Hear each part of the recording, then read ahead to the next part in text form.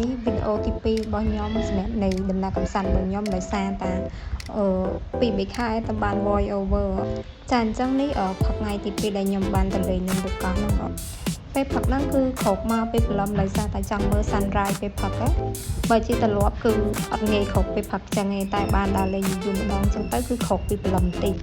កុំឲ្យខកខានពេលវេលា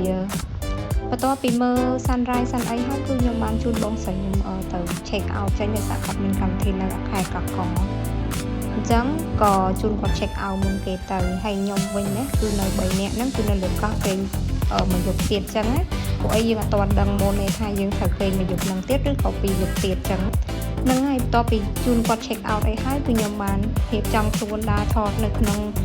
កោះហ្នឹងអញ្ចឹងណាគឺទៅផ្សារទៅអីរកអាហារពេលផឹកញ៉ាំសិនពេលធ្វើដំណើរតាមផ្លូវហ្នឹងគឺយើងអត់បានជិះកង់ទេគឺប្រើដោយដើរជើងអញ្ចឹងណាដោយសារដើរជើងនេះយើងគិតថាយើងទៅយូរទៅអីចឹងទៅក៏មិនថាដើរជើងចឹងទៅចូលជិះកង់ជិះអីចឹងពួកអីយើងត្រូវថតមកកន្លែងទៀតចឹងណាហើយក្នុងថងវិញខ្ញុំនេះគឺកអាវទុកដាក់ដូរមកឈប់ទៀតហើយនេះកន្លែងញ៉ាំអិតបន្ទាប់ពីញ៉ាំអីហើយគឺខ្ញុំបានត្រឡប់មកកន្លែងហ្នឹងវិញអញ្ចឹងគឺយើងបានថតខាងមុខនេះមុននឹងចូលទៅខាងក្នុងគឺសុំថតខាងមុខនេះអត់ចាក់សិនដោយសារតាឃើញលបងអីស្អាតមានដើមដូងដូចនៅហាវ៉ៃអញ្ចឹងតែដើរធ្លាប់ទៅហាវ៉ៃទេតែស្រឡាញ់ខាងមុខហ្នឹងមែនតើខាងមុខនេះគឺខ្ញុំពេញចិត្តថងថាមានលបងសសហើយមានដើមដូងនិយាយទៅខ្យល់ត្រជាក់មែនតើហើយពួកខ្ញុំសម្រេចចិត្តថានឹងចូលទៅខាងក្នុងបន្ទាប់ពីថតខាងមុខនេះហើយដោយសារតាខាងមុខនេះនិយាយទៅតាក់ចិត្តរបស់ខ្ញុំហ្មងគឺទេសភាពស្អាតមែនតើរបៀបគួរឲ្យខ្ញុំពេញចិត្តហ្មងណាចានេះខ្ញុំបានមកចូលដល់ខាងក្នុងហ្នឹងហើយគឺបានថតកន្លែងសមុទ្របន្ទាប់ពីថតកន្លែងសមុទ្រហ្នឹងហើយគឺខ្ញុំបានទៅដូរមួយឈុតដើម្បី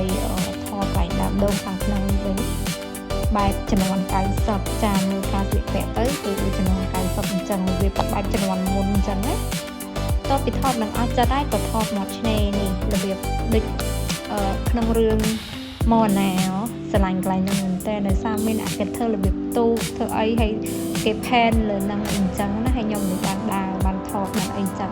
អញ្ចឹងពេលចាប់ពីកន្លែងហ្នឹងហើយខ្ញុំបានត្រឡប់មកកន្លែងគេវិញអញ្ចឹងខ្ទង់ម៉ោង2ម៉ោងអីគឺខ្ញុំបានមកហែកទឹកលេងនិយាយទៅពេលថ្ងៃហ្នឹងគឺ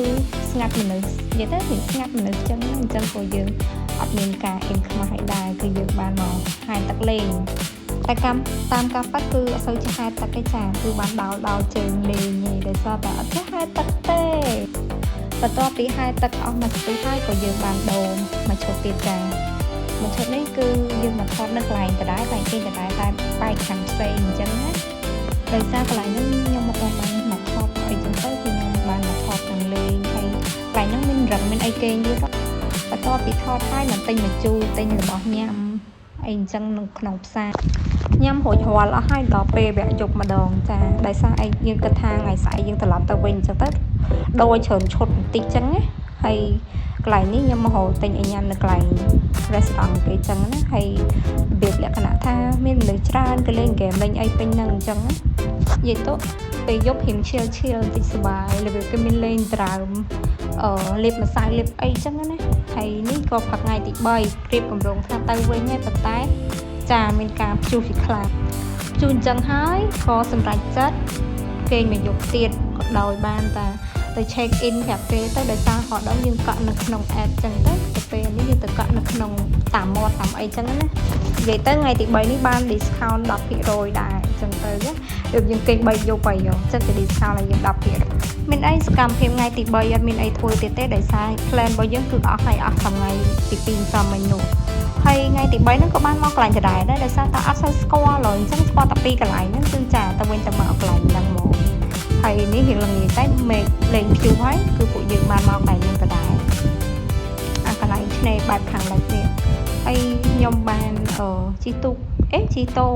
តងលេងពេញហ្នឹងអញ្ចឹងណាហើយថ្ងៃទី3នេះគឺថ្ងៃគេចូលធ្វើការគ្រប់គ្នាប៉ុន្តែខ្ញុំលើកទាំងជាប់ទាំងលើកោះអញ្ចឹងទៅ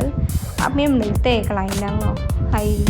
ពួកអីបើម្សិលមួយថ្ងៃហ្នឹងគឺមនុស្សច្រើនមែនតើពេលល្ងាចពេលអីគឺអ៊ូអមមនុស្សពេញហ្នឹងហ្មងប៉ុន្តែដោយសារថ្ងៃនេះថ្ងៃទី3របៀបថ្ងៃគេធ្វើការដូចថ្ងៃច័ន្ទមិនដឹងពេលហ្នឹងតពីលេងនឹងអស់ចិត្តហើយក៏រៀងយប់ជ្រៅតិចក៏យើងបានណាត់គ្នាញ៉ាំអីនៅ restaurant តែយើងគេងដដែលហ្នឹង ហើយក៏ប្រឡំបានគឺយើង check out ចាញ់វិញដោយសារតាមេឆ្លាស់ល្អគឺយើងធ្វើដំណើរចាញ់ទៅបានហើយអត់មានព្យុះមានអីទៀតទេ